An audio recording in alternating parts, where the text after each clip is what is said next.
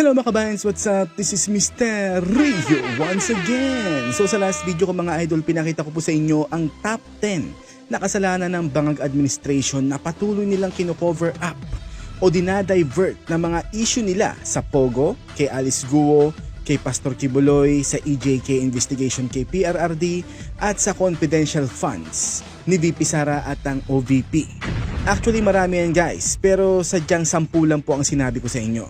Isasama ko nga pala yung pagkaupo niya pa lang as president mga idols, ang unang-una niyang ginawa is inabolish niya ang binuo ni PRRD na PACC or Presidential Anti-Corruption Commission.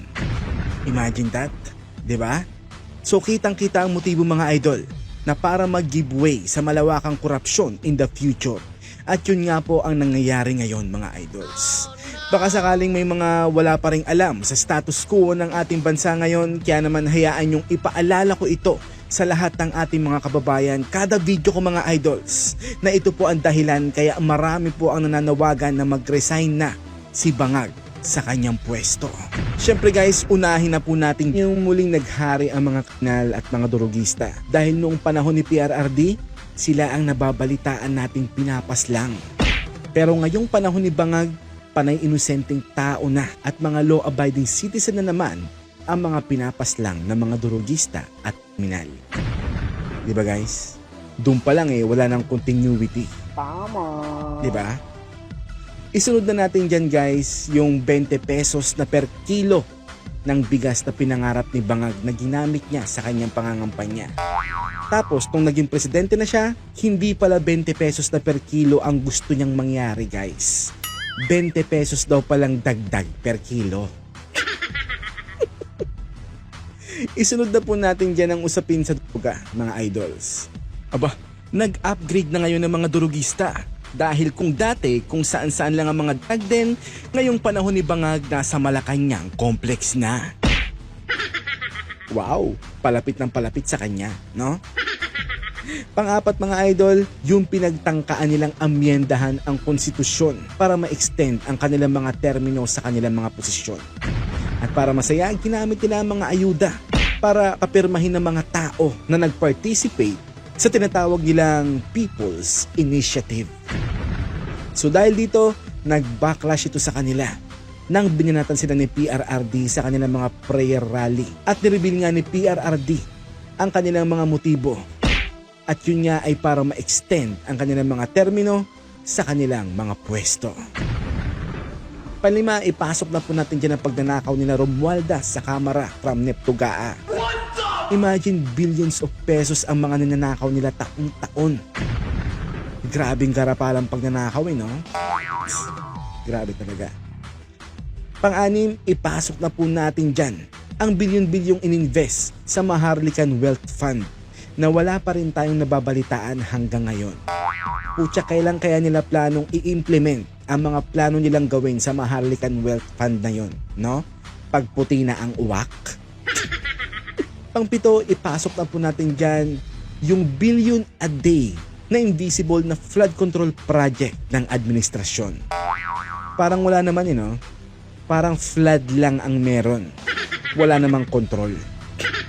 Diba? Pangwalo, sa panahon lang ni Bangag nangyari yung merong loan better na nanalo ng jackpot prize sa loto ng 20 beses sa isang buwan. Wow naman. Mukhang tiba-tiba silang lahat sa mga jackpot prize na yon, no? So isa lang ang ibig sabihin nito mga idol. Kayang-kaya po pala ng PCSO na manipulahin ang resulta ng loto. So ano ba talaga? Lotohan o lokohan? Linawin nyo di ba? Tama. Pang-siyam, yung pagbenta ng Bangko Sentral ng Pilipinas ng 25 tons of gold reserve ng ating bansa.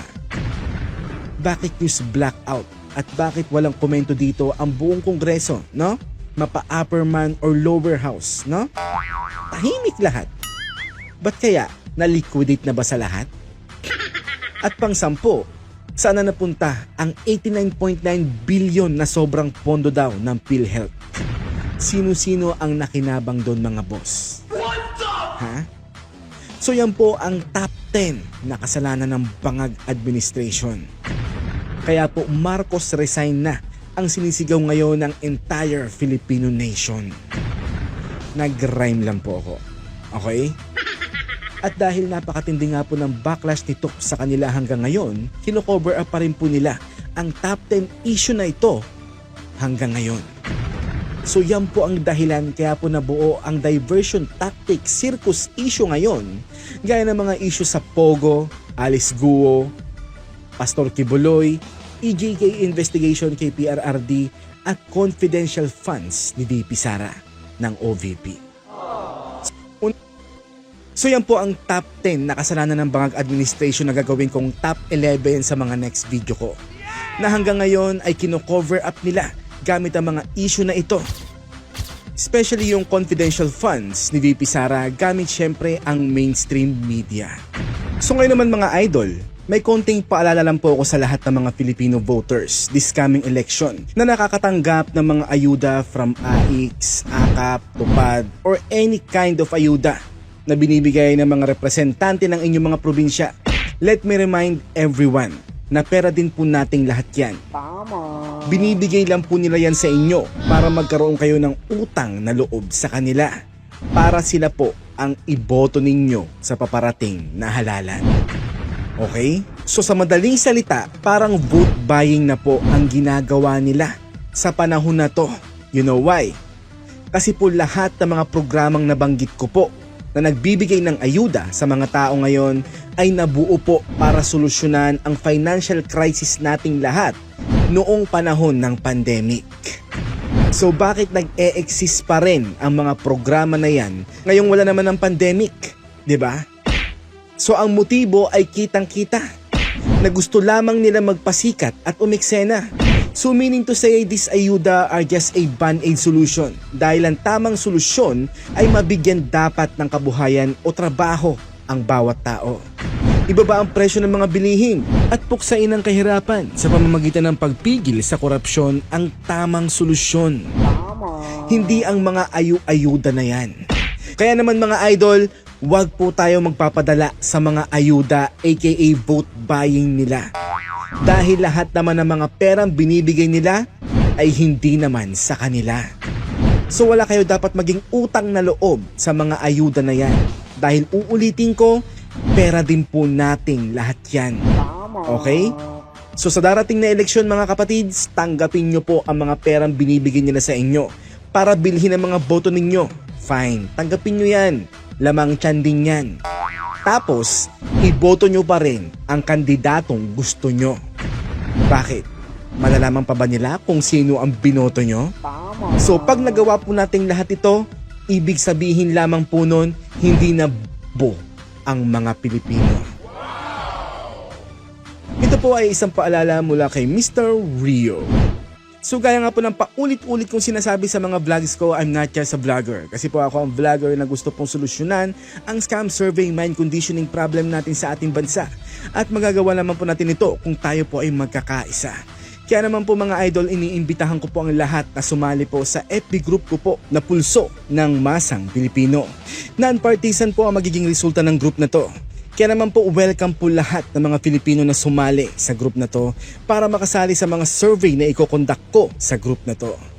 Ginawa ko pong private group ito para makontrol ko po na walang makapasok na dummy account or troll account sa group na to. So pag nakita ko po na dummy account lang ang sasali, hindi ko po ito i-approve mga idol.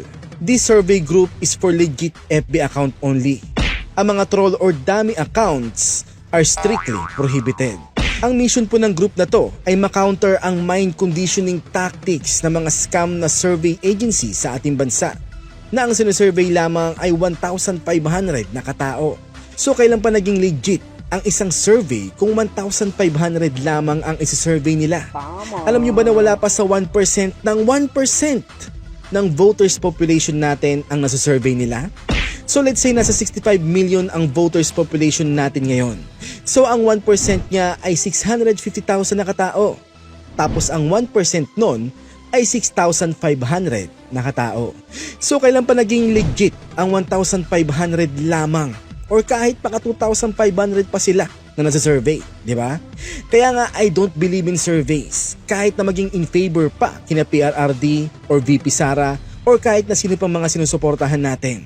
So hanggat hindi sila nakaka at least 50% na katao sa total voters population na masisurvey nila, dapat po lagi nating iisipin na hindi po legit ang mga ganyang klaseng survey. So dito po sa group ng Pulso ng Masang Pilipino, magagawa po natin ito slowly but surely. Basta magkaisa lamang po tayo sa hangarin na malaman ng totoong numero sa totoong pulso ng Masang Pilipino. So welcome po lahat na mag-join dito. Basta legit ang FB account mo, mapapro Duterte, anti-Duterte, Dilawan, Pinklawan, or Marcos loyalist, or kahit mga undecided pa kung sino ang kanilang mga susuportahan, welcome po sa group na to. Okay ba? So wala po tayong ibang gagawin dito sa group na to kundi bumoto sa mga i-conduct po nating survey. Okay ba mga idol? Mula noon hanggang ngayon, minamain condition po tayo ng mga nagbabayad sa mga survey agency na yan for their own personal agenda and to make them popular sa mata ng masa. Enough is enough. Somebody had to step up para ma-counter natin ang mind conditioning na ito ng mga pulpolitiko sa ating bayan. So guys, para mas marami po ang mag-join, pakishare na lang po natin ang group na to para po mas marami po ang maka-join sa mga i-conduct nating survey sa group na ito. So guys, once na ma-approve ko na po kayo at nakapasok na po kayo sa Pulso ng Masang Pilipino group, i-click nyo lang po itong dalawang nakapin sa group natin. So click the first one at sumali po sa approval rating survey natin.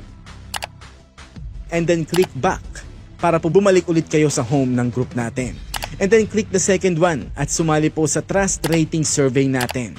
Para po malampasan natin ang 1,200 hanggang 1,500 na respondents ng mga scam survey agency na pinagkukunan ng information ng mainstream media. Okay ba mga idol? So guys, may sinasabi po itong isa sa mga troll army ni Bangag na tinatawag niyang Gerald. Di ata alam banggitin ni Bangag ang totoo niyang pangalan. Nakakaawa naman. So sabi po sa post niya at sinabi ng SDS New York, an attack to the Duterte family is an attack to the Filipino people daw. Aba, naggalaiti yung isa sa mga troll army ni Bangag. Sabi niya kailan pa daw naging representante ng Filipino people ang mga Duterte. Politiko lang daw sila at interest lang daw nila ang iniisip nila, period. Una sa lahat boy, hindi mo maiintindihan ang mga solidong followers ng mga Dutertes. Kaya huwag kang mag-iiyak sa post mo, okay? Kahit kailan never mo kaming maiintindihan kasi isa kang bayaran ng amo mong si Bangag, okay? Sadyang may nakaharang lang talagang pera sa iyong mata, bibig at tenga. So bakit ka nga naman sa amin sasang-ayon kung yun ang tingin namin sa mga Dutertes? Diba? President Duterte is the greatest president of all time sa kasaysayan ng ating bansa. At kung di mo alam yon, takawawa ka naman. Bakit? Tingin mo magaling ang nagbabayad sa yung si Bangag, boy? Nagpapatawa ka ata. Kaya mo lang naman pinupuri at sinasamba si Bangag kasi bayad ka eh. Diba? Kung di ka naman bayad, babanatan mo rin yan, sigurado ako. Naging mangmang ka na lang the moment na naging kang bayaran ni Bangag. Ganun talaga siguro yun, Brad, no? Pathetic ang mga bayarang supporter ni Bangag. Ang cheap na mga pagkatao niyong lahat. So ngayon naman mga idol, alam nyo ba guys, na may nag-share sa akin ito? Galing po ang screenshot na ito sa isa po nating ka-DDS na nag-i-spy sa mga GC ng mga troll ni Bangag. Alam nyo ba na ang Budol family ay nabudol ng organizer ng mga bayarang rallyista nila? Imagine no, si Budol-Budol man nabudol ng organizer nila. How ironic, no? Ito po ang screenshot sa GC nila guys. Tara guys, tawanan po natin. Scoop number 1. Ayon sa Puting Katsuri, nagsakit-sakitan daw ang VP ng nagpaparally kahapon for Kuting Jr. Alam nyo guys, sa totoo lang, hindi ko alam ang ibig sabihin ng Katsuri. Ano ba yon? Gay lengua or what? Or alien language? So ito po ang binigay na screenshot nung isa po nating ka-DDS na nag-i-spy sa mga GC ng mga rallyista ng Bangag admin mga idols. Yun ang palusot nila, kaya konti lang ang taong dumalo. Hindi na raw muna nila dadalhin ang taong inimbita nila sa rally. Wow naman pare, may ganung factor pa talaga no? Unahin daw muna nila ang kalusugan. Unahin ang kalusugan o hanggang yun lang talaga ang kayang i-deliver ng organizer na mag-rally para kay Bangag? Di ba? Sus naman. Style nyo bulok. Pero di umano inistafa nila ang mga tao. Binulsa raw yung tigto 2,000 na ibabayad sa mga pupunta sana. Oops! Anyari. Nayari sila, no? Yan ang hirap kinabangag, no? Kung sino-sino lang nabayarang organizer ang mga pinagkukuha nila. Baka mamaya anti-Marcos na rin yun. Kaya sila inistafa. Di ba? Well, hindi malayo mga idol. Hindi malayo mangyari yun. So kung nangako sila ng 50,000 na katao na Wait, what? 50,000? Saan sila kukuha ng ganyan karaming tao? Diyos ko Lord naman. Eh kung ang population lang ng mga bayaran sa barangay ng organizer nila ay 2,000 na katao lang kasama ang mga sanggol, mga matatanda, putya saan pa sila kukuha ng 48,000 na katao na babayaran nila para pumunta? Tatat nga din tong Bangag couple na to no? Nagtiwala sila makakapag-deliver ng 50,000 na katao. Comedy ang putya. attendees. Pero 2,000 rallies lang ang dumating, limpak-limpak na datong daw ni Lisa Tanas ang kanilang kinatkong. Ayun na mga idols. Budol is real talaga. Talagang limpak-limpak na salapi ang nanakaw ng organizer nila kinabangag, no? Yan ang tinatawag na karma is real. Malamang ng ibang bansa na ngayon yung organizer na yun. Easy money sa kanya no? Halimbawa, 50,000 minus 2,000 is 48,000 attendees ang hindi napapunta. Grabe, ang layo na expectation niya na bangag sa reality, no? So 48,000 times 2,000 is equals to 96 million pesos. Ay grabe. 96 million pesos ang nabudol, kinabudol-budol man, no? Grabe naman yun. Paldong-paldo yung organizer na budol, no? So balitang-balita mga idol na budol po ang Budol family. Yan po ang tinatawag na what goes around comes around. AKA karma. Karma is real. Nyo imagine, 96 million pesos ang kanilang nabulsa. Baka nga mahigit pa. Malamang mahigit pa.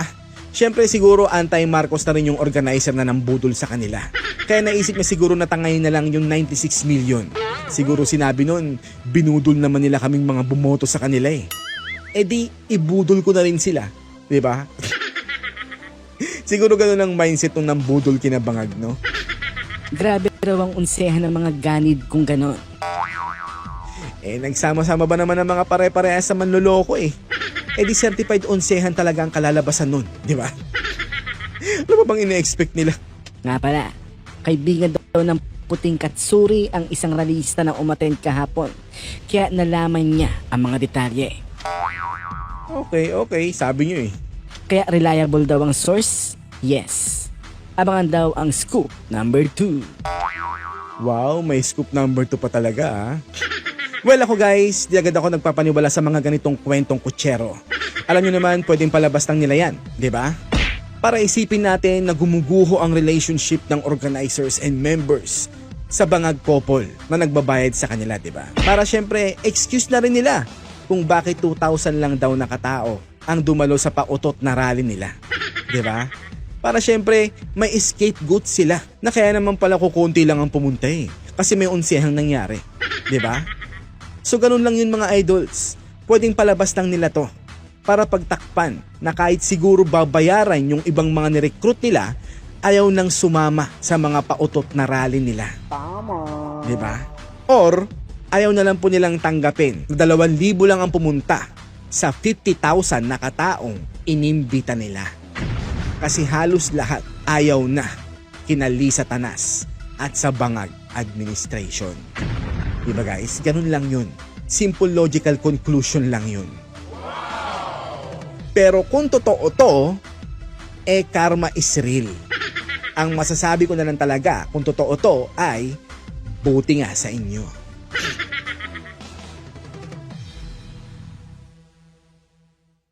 For more videos, i-follow nyo lang po ang Mr. Rio 2.0 sa FB at mag-subscribe sa Misteryo Official sa YT.